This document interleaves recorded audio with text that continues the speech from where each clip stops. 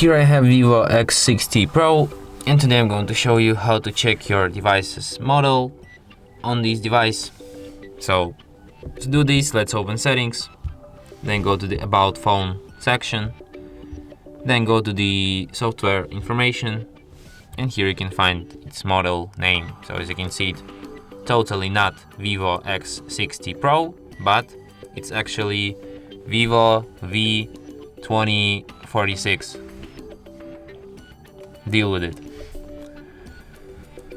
And that's it. Thanks for watching. If you find this tutorial useful, don't forget to hit that like button and subscribe to our channel.